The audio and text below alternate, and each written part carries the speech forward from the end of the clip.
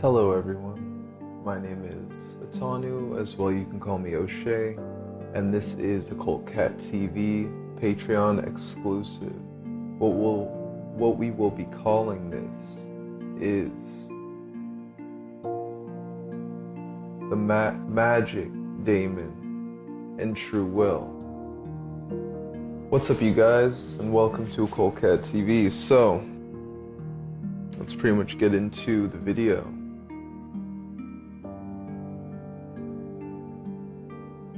So, if we were to understand the daemon, if we were to understand exactly what it is, first I would have to describe to you the nature of reality.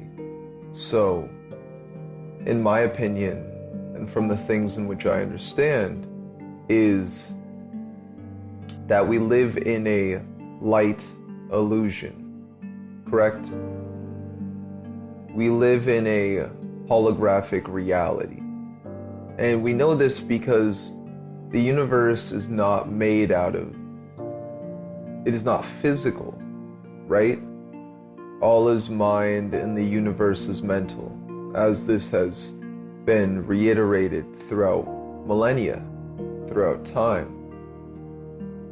So this means that the same holographic substance that creates up the universe is actually the same holographic substance in which creates, builds, and as well makes up our mind. And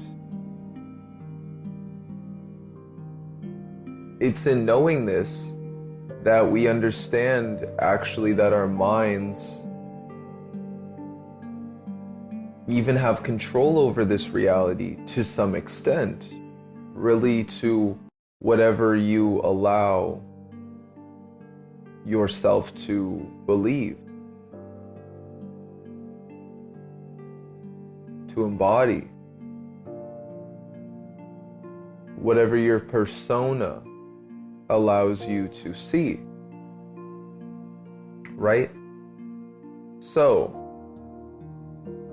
if the nature of the universe is holographic, is of this mind's, if we are all living in a sense, one big mind, conceptualizing our reality, then that means that each of us using our imagination, Magi Nation, we are a nation of Magi's all collectively dreaming reality into being, into substance and into matter.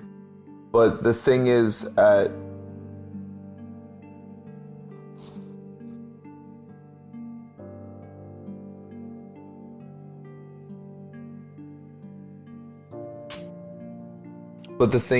its core,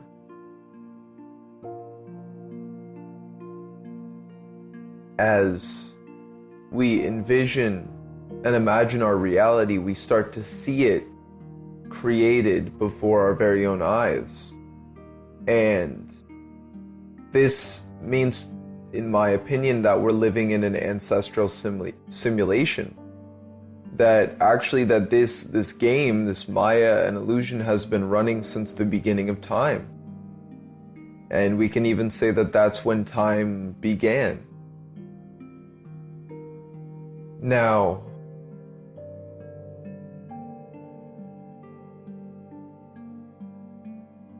if light is merely a projection of the darkness, of the dark matter, then this means that the darkness is what creates light. So if we find that this is truly a solidified form, whether it be our body, whether it be our being, everything that we are, we're actually shortly mistaken. We're sadly mistaken in this fact, because in a sense, your body isn't made out of physical matter. It's condensed energy. It's condensed atoms into a physical form. Just like you're not just one thing. You're not just a solid substance. You're actually many minor vibrations that all make up the one whole in totality. Okay, so now as we're starting to understand how the universe isn't solid, but it's more holographic or it's more digital, right? So this makes a lot of sense with the simulation and also reincarnation, because it's almost like, well, what makes us reincarnate again into this reality? Well, what makes us reincarnate is actually the fact that we have not built up enough light to escape the matter, or the matter tricks, the mother tricks, right? This womb of creation in which we've been placed in, right? And since we don't know, a lot of us don't know why we're here, we really question and we really wonder.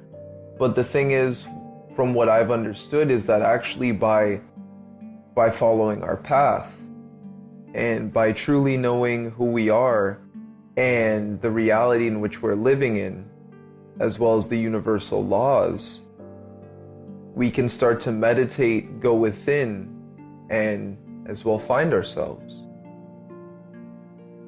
Right? And it's not the more that we know about this world that we know about ourselves, but the more it's rather the more that we know ourselves, we actually start to understand the way in which we function within this world, within this matrix. And as we start to find out how we function, our archetypes and the energies that build us up, this is actually what it is to know your inner intelligence. This is actually what it is to know the daemon, right? In magic, so many have talked about this, and it was even known as a crucial part or aspect of ourselves.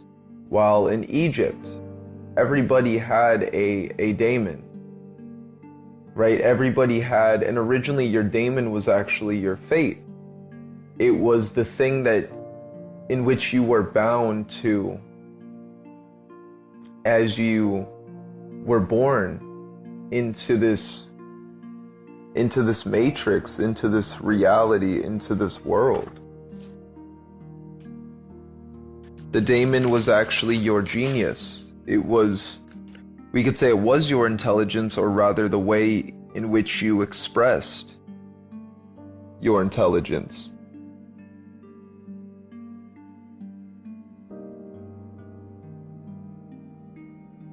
Now, in Latin, the name genius, when we define it,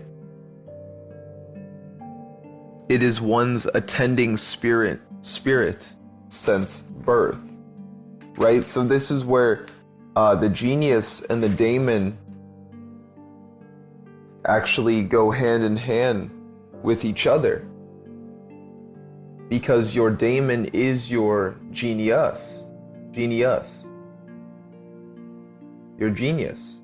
Your daemon is your inner genius. It is your inner genie. It is your jinn. It is that which is making the wish. What are you intelligent in? Maybe you're that of a scholar, right? A scholar, someone that wishes to learn, to understand, and to know, to break apart and to rebuild, to discover. Maybe you are that of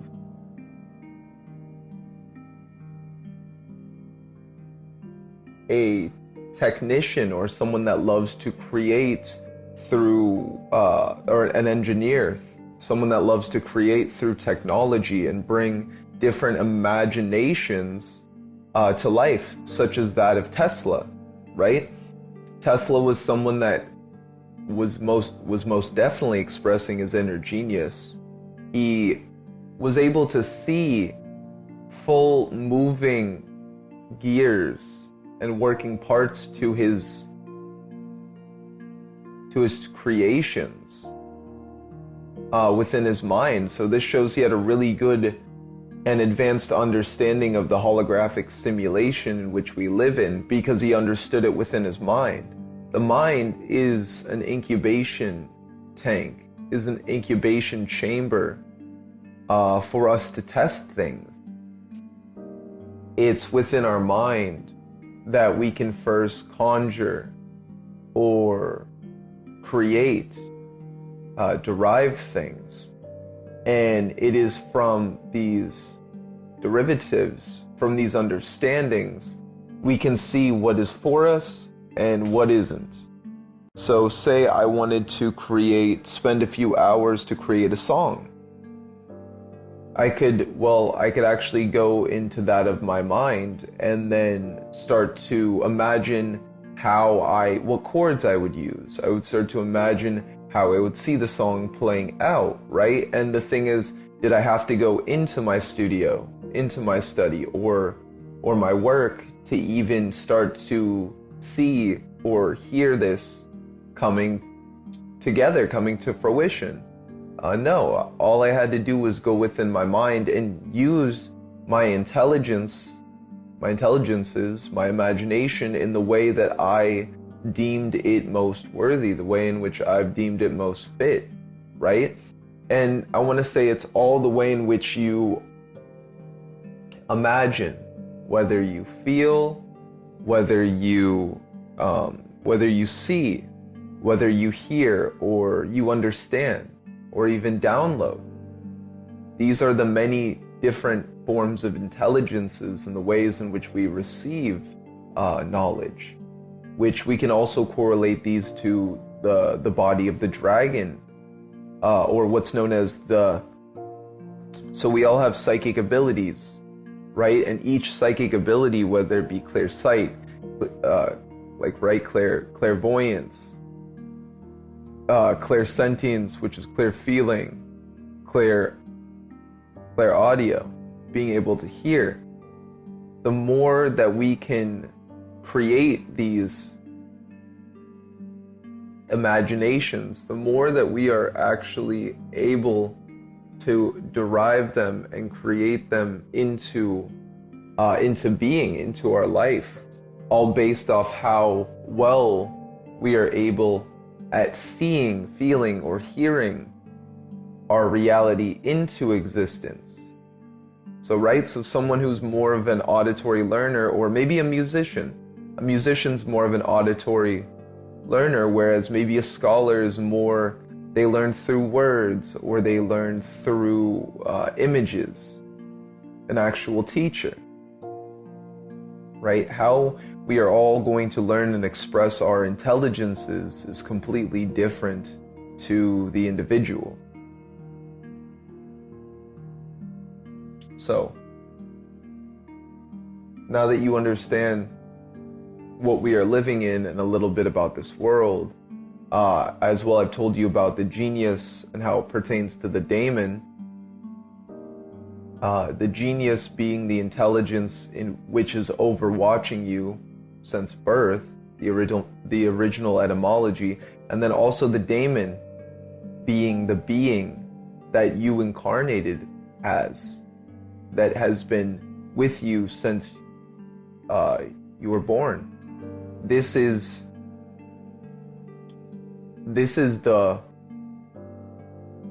what's known as fate in Egypt. And fate was a personification of what you were going to become, what you were. And as you personified a certain form of being,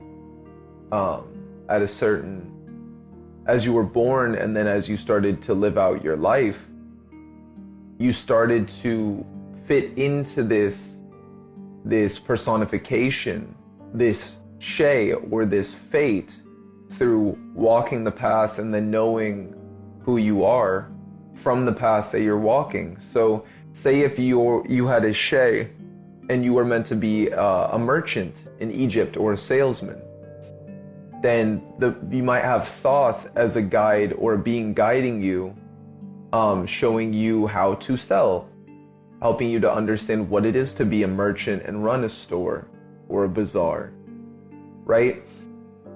And now the thing in which is guiding you is Thoth, the higher dimensional intelligence and energies of that personification. In this way, Thoth is a personification of wisdom, writing, language, spell work, all of these, great things. And that was a being that was outside of you, but also within you, that would then be guiding you along the journey and who you were meant to become.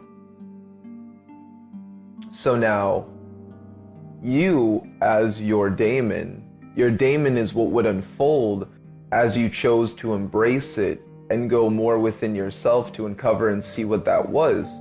So say if you were like a merchant, your daemon would have to do with being good at those forms of creativity, right? Entrepreneurship. As we see in our modern day, a lot of entrepreneurs, they most definitely carry the qualities of the daemon, of the genius, because you have to know what will sell and what will do well, correct? So it's the same thing with, to the Greeks called it agios daemon, right? So fate and daemon are the same thing. With this, I ask yourself, who are you meant to become? What are you meant to do? Right? What are you meant to do? Who are you meant to become? What is your fate? What are you personifying? And as well, who are you becoming? Because this is what we can actually distinguish and determine as the daemon. It is the fate in which, you could say bound yourself to, right? You were the one that chose to incarnate, and I consider that before incarnating, we place ourselves on a screen, right? We put all these buttons in, and we say, I'm going to be this person, I'm going to do this, I'm going to act like this, I'm going to be born into this family, so it will give me these qualities, right? This was also shown in the video game Grand Theft Auto. So now as this was shown in Grand Theft Auto, this is another form of someone's will. Someone who embraced their own genius, their own daemon, also created this game that is so similar to the holographic nature of our reality, right? The holographic nature of our society as well, showing us how things are created, right? Because the thing is, I see all these things that I assume are physical around me, but then also by playing this video game, there's also physical things in the video game. But I know that the video game was coded. So just like we were coded into this game, we chose the characteristics, we chose our family, we chose all these aspects of ourselves, that to the point that we actually forgot that we're living inside of the game, that we're living inside of this simulation, right? So your daemon is the remembrance of yourself on the other side before you incarnated. Who you are is locked away, or who you are is locked away within the daemon, within the halls of Amenti in Egypt, right? And as you fell asleep within those halls, you actually woke up within this life. So now what you need to do is just like when we go to bed, when we sleep, we're finding ourselves. Our imagination is more full or fulfilled. So if you go to bed holding the intention that you will find yourself, then if the more and more that you do that, you will start to find yourself more and more. You will wake up to greater versions and aspect of yourself that you never thought, possible. So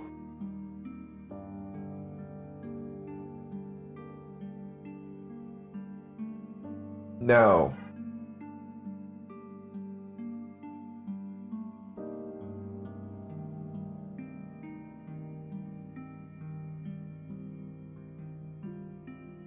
This is why we do things to cultivate our own inner genius, to go within. We meditate so that we can actually start to gain clarity within ourselves, right? First, meditation is all about, calming and stilling the mind. In the beginning, we don't know ourselves. We don't know who we are truly. I remember back in the beginning of my spiritual awakening, it was hard for me just to close my eyes, right? It was hard for me just to actually go within. It's as if something was blocking it, right? So what is this thing that is blocking or has created separation for ourselves, separating ourselves from the daemon? This would actually be that of the ego. The ego is the thing that separates us from our true self, that if you're functioning and acting within the ego, then one day you will die, and you will die along with your ego, because all you did was choose to fund the ego. All you did was go into the ego, right? And I don't mean ego like, oh, that person's egotistical. No, the ego is actually the false persona in which we embody when we incarnate into this plane and realm of existence, right? So the ego is a ball and chain to the body. So the ego is the thing, like children don't really, it might not be that they don't have egos, but they don't have as programmed egos, because it's not that the ego is bad, right? It's more that the ego has been programmed to be a certain way of being, right? It has actually been programmed to be counterproductive towards ourselves. And the ego is programmed throughout all of society in so many different ways, right? So different ways that the ego is programmed, it's through first parents. Parents are the ones that are always programming us and getting us to see reality in a certain way, right? And this just makes sense, because if you want to protect a child, you're going to program it to, not walk out in the street. But then it's in that same programming, right? This programming, it's like a dog. The programming can either be bad, it could be good, or it can be bad, right? If I'm conditioning my dog to not bark at people, that's good. But if I'm, hitting him or abusing him, that's bad. That's not a good way to program, like an animal on top of programming a child, right? When a lot of parents don't know what to do with the child, usually they, hit them, thinking that that's the right way. And that's like, they're not like wrong, whereas it's a form of programming that is effective, but they're not right in the way that that's not a habitable way to program any form of being, whether it be a dog or a child, right?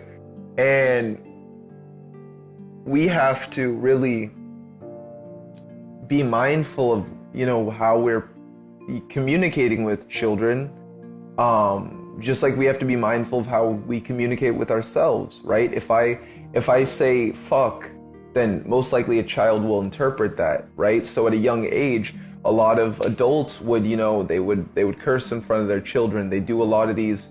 They would drink in front of their children. They might yell at their wife or their spouse in front of children. And it's all these things that the child is actually taking in moment to moment. In every moment, they're downloading these programmings. They're taking them on. They're remembering them later in life. It's most likely that if you came from a household where, the dad left or wasn't there, then you were more programmed to listen to your mom, right? In these ways, and everything is programming. Society is a huge illusion that is programming us in every moment to think and act in certain ways. So our parents, there's positive programmings like,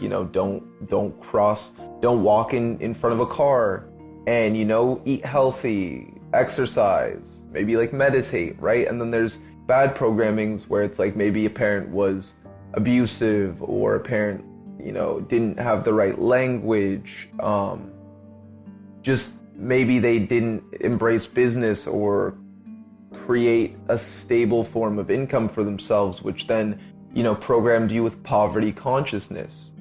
There's all these things that can affect our programming as a child, and especially at age 7, we're actually in that of a theta state, right? We're alpha theta, entering more into the theta. So we're still very receptive to external programmings.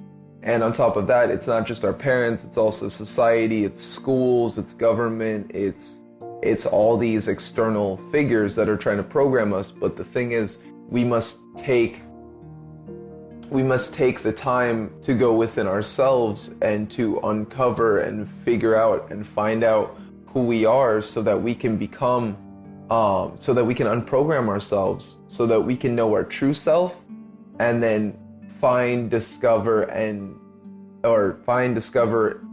embrace, and become our greatest version. And this is actually where our intelligence lies. It's not in going outside of ourselves to find what's within. It's by going within ourselves that we find our truths. So if you are always looking outside of yourself for that which is within, then you're actually never going to find that which you're looking for, because we live in an illusion. So to look outside of yourself for your truth, why are you looking for truths in an illusion? This doesn't make sense. So it's then that when we know that we are being programmed or have been programmed, you know, depending on your age, maybe you're 20, 23, maybe you're 30, maybe you're 43, right? It doesn't exactly matter the age, but what so matters is actually more, you know, the level of programming. So the younger you are, the less programmed you're going to be. I could teach a 13-year-old business, and they could most likely be. I could teach a 13-year-old the internet and business, and most likely within a month they'd be making money in some way, somehow, right? But then if you're like, you know, a lot older, like 40, and you're trying to manifest, and I'm telling you all these things that I would have told a younger child that's not as programmed or doesn't have as much conditioning to their own nature, then it's going to be a little bit harder for that person to understand, because they have so much conditioning where it's like, well, maybe they don't believe that making money online, you'll actually do it, or maybe they think it's frivolous, or maybe they just don't think it works, right? If you tell a kid like exercise and you'll get a six-pack, they're just waiting to get the six-pack. They'll do the exercise, they'll do the work.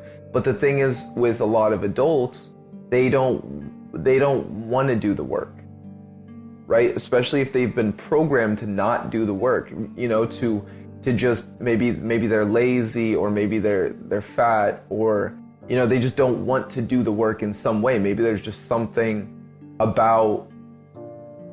in them that, you know, has been programmed. But when we look at children always want to have fun. They always want to do things that will push them forward. They're pretty much always motivated, right? And that's what it is to also have a childlike essence or youthful essence or mind. So the thing is, like, I remember an occultist named Bobby Hemmett. And Bobby Hemmett, even though I believe he was 42, 56, something like that, he said, I have the mind of a 17-year-old, of a 21-year-old. And the thing is, when he said that, that made so much sense, because I know 25-year-olds that that have the mind of 40-year-olds, and they've pretty much already given up. But to see this childlike, youthful essence of a man act that way and have fun and be able to laugh and do all these things, that shows that, yes, he still has his childlike joy. He still has his childlike imagination. it's not about being like a child, but it's about always, you know, tending to that child and catering to it and loving it, right? And embracing your creativity and your imagination, your childlike, vivid imagination. And the more that you kindle this flame, whether if you have the inner child, cultivate it, be with it, sit with it, create with it, right? Within your mind, imagine hugging your inner child, sitting with them, playing, drawing, right? And then imagine things that they'd want to do and do them. Now, if you have if you have an inner child that has been through more trauma, more stress, more pain, in all ways, then you're gonna have to do a lot of shadow work. You're gonna have to imagine your inner child, and, you know, start to talk to them, and maybe they're standoffish. Start to love them, start to give them love, start to show them that you're there for them, right? And then you'll actually start to notice that you actually start to feel more youthful. You start to feel more invigorated. Your imagination starts to actually take a hold of itself, and you start to actually have a lot more fun in life and reality. The reason a lot of people can't create or don't have good imagination is actually because they're suppressing their inner child. But when you start to actually work with your inner child, you go within, you start to understand more and more why you were here. What did you used to do as a child? What did you used to love? Who did you want to become? You now, in the now, are the vision of your past self or child self that you envision. So with knowing that, are you the person that you desire to become? Who are you? And if you aren't, start to ask yourself, who do I desire to become? And merely be them. Become that version. Become that greatest version. Right? And the more that you actually start to do this, you actually start to step into your own inner genius, your own inner awareness, because you've actually you've met with your own inner child. You met with your own being, and this was the you that you first incarnated as and grew up as you. And from us meeting with that child,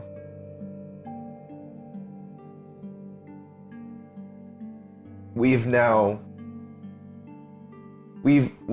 started to dissolve this trauma. We've started to dissolve all these things that were no longer serving us. We start to dissolve our programming, right? Because the more that you go within and you find your truth is what destroys illusions. The programmings of this world are the illusions of this world. And the more that you are programmed to be something that you're not, you're taking on limitations, you're taking on doubts, you're taking on things that do not serve you. So destroy and obliterate these illusions by seeing the truths within yourself. If you know that you are an artist, then go create art. If you know you're a writer, then go write, right? Me doing this form of video is me expressing my child self. I love to be a scholar, I love to learn, and I love to teach. And some of the things that I'm teaching right now are things that I learned even before speaking. You know, I just happened to write out a few pages of the daemon, of the true self, and as well the true will. So it's the more that we go within and we find ourselves and we know these truths, we know our intelligence, we know our daemon, right? This is actually a beginning. This is when we're starting to get to know ourselves, right? Because there's so much that was kept hidden from us, or so much that was locked away, that until we actually went within to understand who we are without putting these limitations on ourselves, truly going within and just wanting to know, who am I? We start to be introduced more and more to who we are. and to who we're meant to become, and the journey actually starts to unfold. All you had to do is ask yourself, who am I? What is the journey that I'm on? Ask Source this. Ask beings that you work with, right? Whether it be Thoth or Hecate or Lucifer or Shiva, Kali Ma, Ganesh, Lakshmi, Lilith, whatever being you might be working with. Belphegor, Beelzebub, right? Belial. Talk to these beings and they'll help you to discover and uncover yourself. And that's actually what these higher intelligences are for, such as Lilith. I remember when I was working heavily with Lilith, and she got me to look within myself to find my truths, to discover and know who I am, through gaining more clarity, right? Through working on my clairvoyance, I was able to look into myself with no illusions, with no doubts.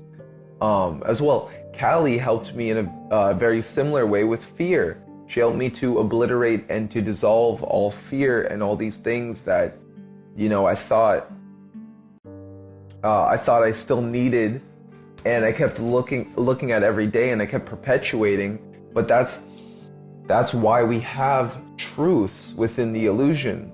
That's why we can see with clarity. That's why we want to embrace clarity. We want to embrace our mind's eye and inner awareness, so that we can shine that eye not outward,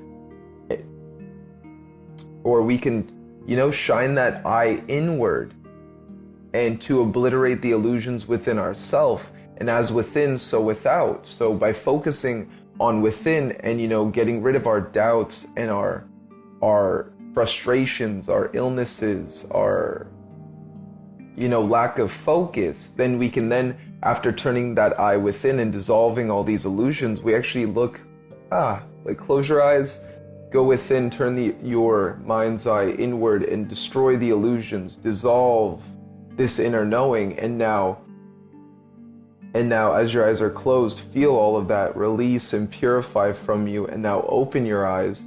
And it's that same eye that dissolved the inner limitations and doubts that will now obliterate and dissolve the external limitations and doubts and, sufferings, right? This is why the god of Shiva, they say Shiva opened his third eye and the universe was destroyed.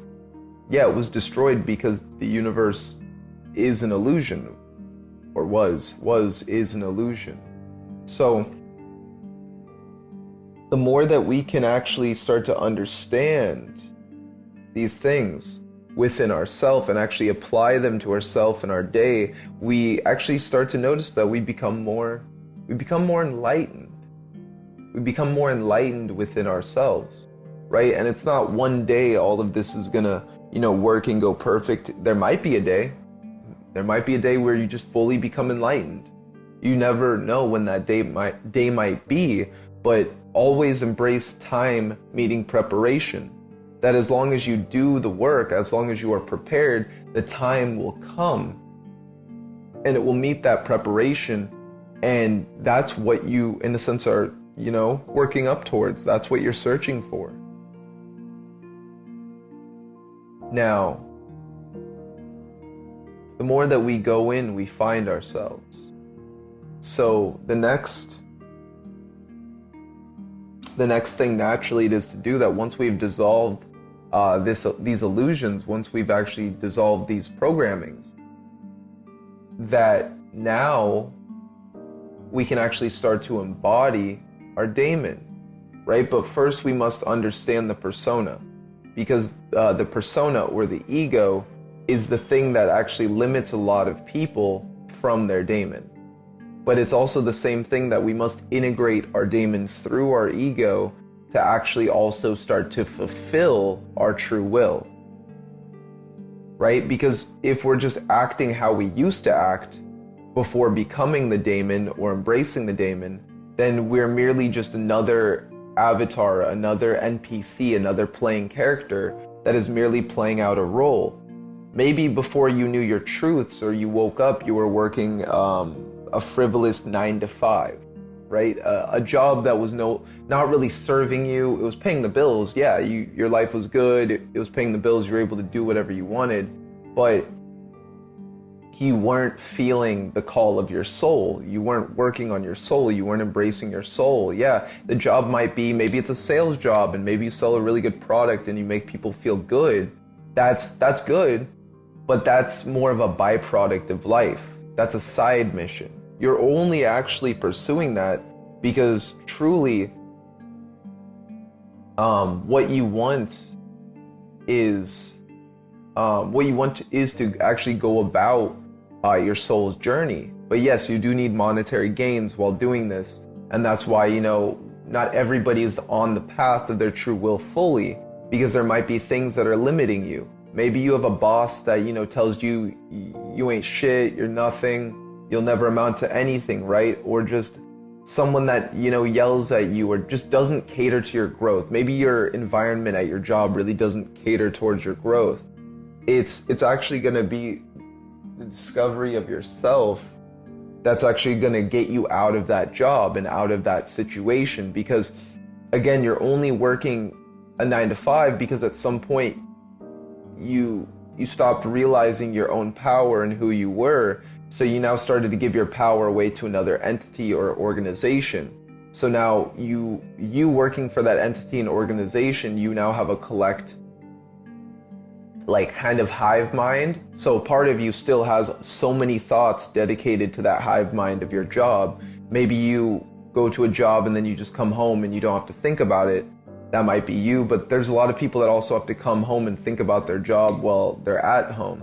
So the 9 to 5 really is evolved, and it's more becoming people's whole life. And that's pretty much what the Matrix tries to do to us. It tries to get us to fall asleep. It tries to get us to not understand who we are. It tries to get us to, it really takes us away from ourselves. But truly what we need to now do is actually go within in order to, find ourselves and find who we are. And that's why, you're not going to be able to find yourself really working a 9 to 5. And I definitely recommend that you monetize something that you like. Start today. Start to research how to monetize it. Whether maybe you're a tarot card reader, or maybe you're an occultist or a witch. You want to be a witch for hire. You want to, maybe you love programming or technology design.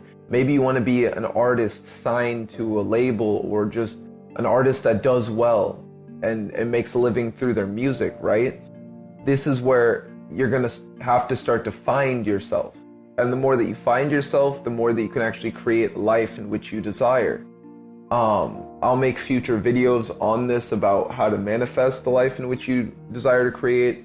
And as well, I already have a whole bunch of podcasts that you guys can actually sort through and find the ones about manifestation, because I do drop a lot of gems when it comes to manifestation and as well reality creation. So this podcast is more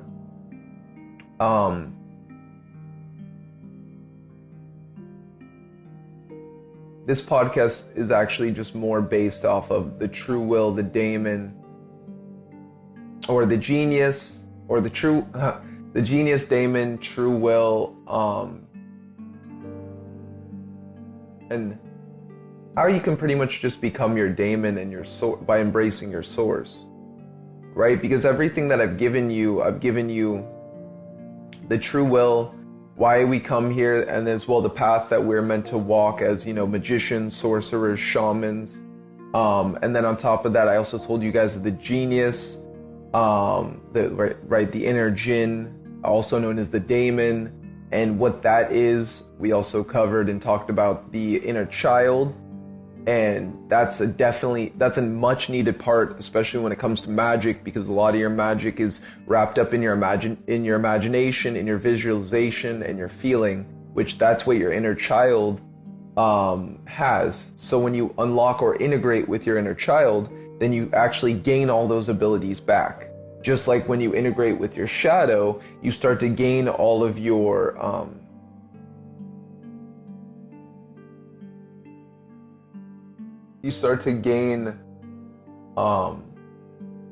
your power back, I guess you could say, right? So the imagination, inner child, power is your shadow, right? Combine these things, we're actually starting to piece together the picture of the daemon, right? You have your genius, whatever form of intelligence in which you possess, what you're good at, that's pretty much going to be the outlet and the way in which your daemon talks to you, communes to you, or you express yourself, right? So for myself, my daemon really comes out when I give lectures, when I make videos, when I rap, when I make music, when I use my voice. That is when my daemon is most powerful. And it's actually, unless I have something I truly want to say, I'm not even going to speak it. I don't even talk that often unless I'm, in ritual, talking to a client or somebody else. And I really have to, convey what I mean or what I'm trying to say. But other than that, I actually think that silence is a beautiful thing, and it's through silence that we really find ourselves. Just like silence and nothingness. Sitting in silence and feeling nothingness is actually a really good way to find yourself, because you're actually emptying out yourself. You're dissolving who you perceived yourself to be, and you're now taking on after that what you're meant to be, as long as you don't continue to keep programming yourself with the same thoughts, right? So it's just like, if I want to become a new version of myself, I need to take myself out of my old environment, whether it be physically or mentally, right? If you don't like where you live, then what you need to do is actually every morning get up and just feel as if you're in a new place. Feel as if you're in a new apartment you desire. Feel that, and then start to just, even if your living situations aren't the most optimal, start to do as you would if you lived in that house, in that new house, in that new apartment, right? Where you were. Really good manifestation tip.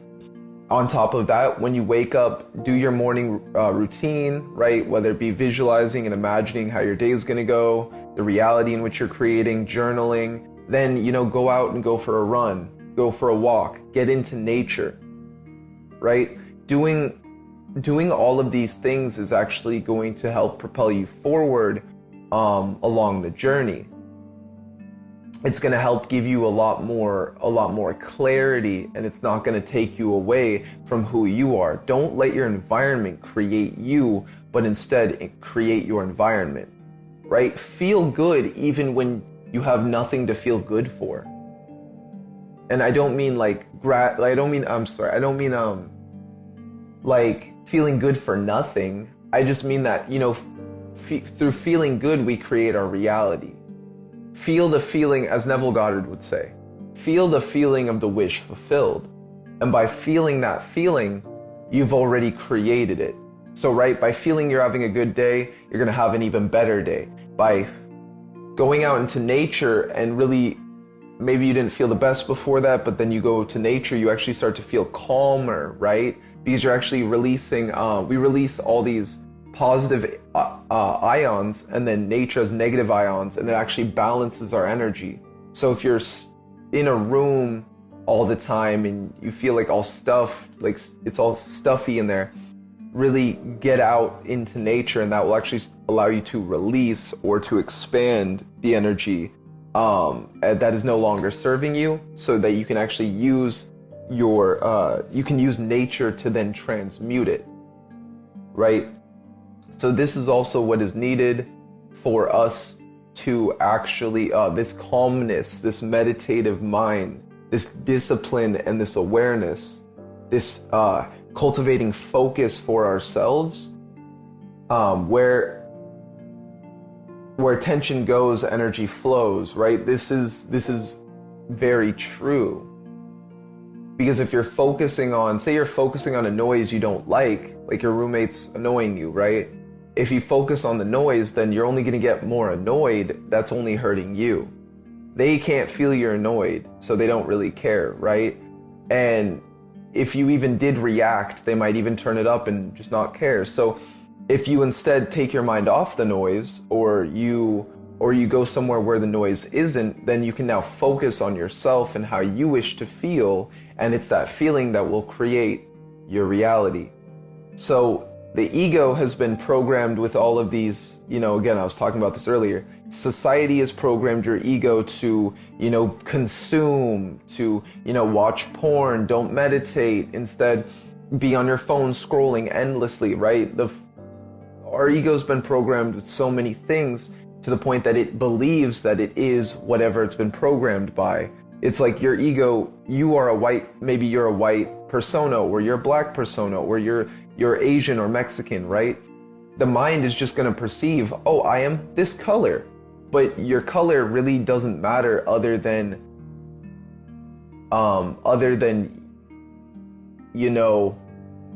the egoic matters of yourself, right? So if you are Asian, then you were born into an Asian household and you have Asian tendencies, right? Or the way in which you care for yourself is going to be a lot more like that culture. Whereas if you were brought up in a black home, your ego is going to be more catering towards that. But at the end of the day, when you actually start to dissolve your ego, you realize, I am not race, I am not color, I am not trauma, I am not illness, I am not disease, I'm not all these things that you might have been programmed with.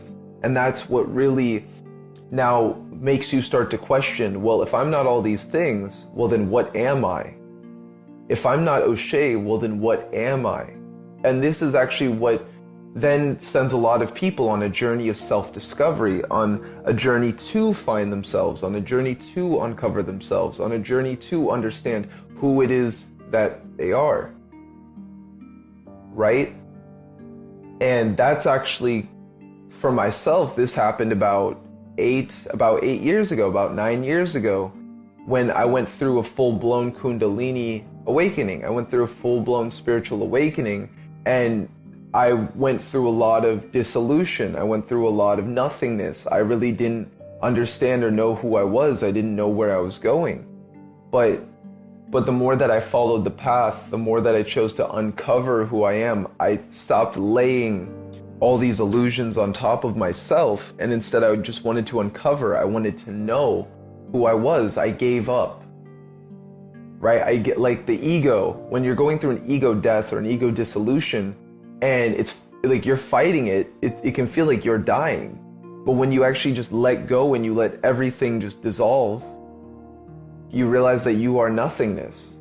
And through that nothingness, you realize that you're not all these illusions, you're not all these programmings. It's like, did I even really like watching TV? Or was I just programmed to watch TV, right? Programming. Television. It's telling me visions and it's programming me, right? And then when you realize, like, you stop watching all that stuff, you stop programming yourself, you realize, I really like being by myself. I really like being alone. I really like knowing who I am. I like expressing the abilities in which I'm good at, right? It's when you've made that flip, when you've switched that flip in your mind from consumer, you were always consuming reality, consuming. People let you tell them who you are.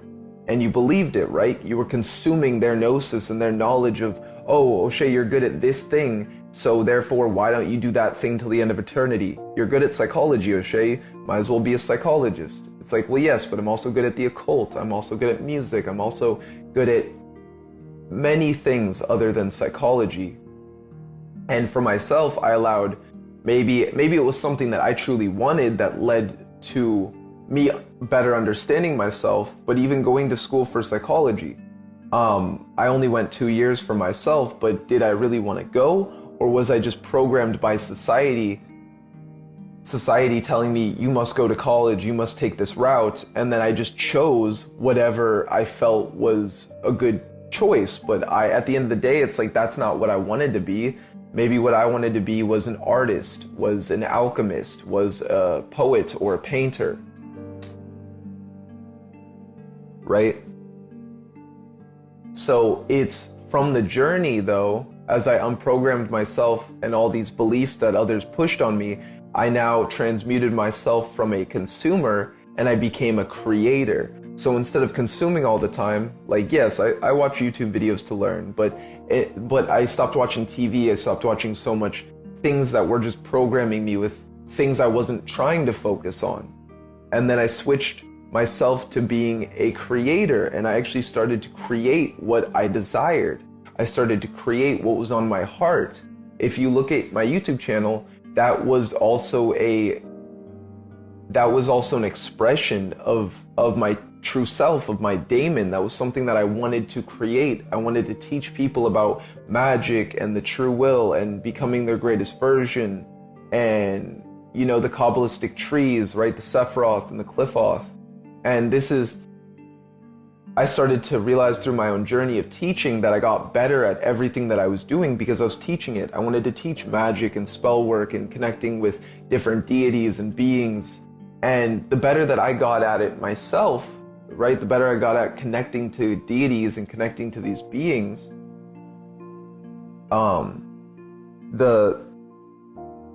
the more that I did it, the better I got at it myself. And then I realized, I could also teach this.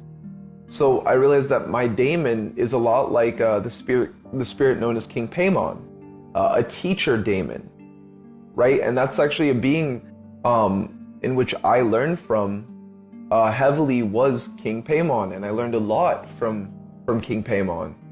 A lot about teaching, a lot about oration, a lot about writing, a lot about the arts.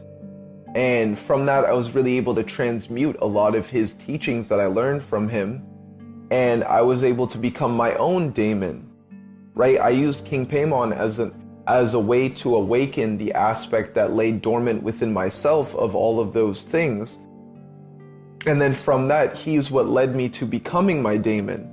I had a self-expression of an externalized being such as King Paimon or such as Lucifer, guiding me along my journey, teaching me magic, showing me skills and how I can work on them, meditating with Shiva, right?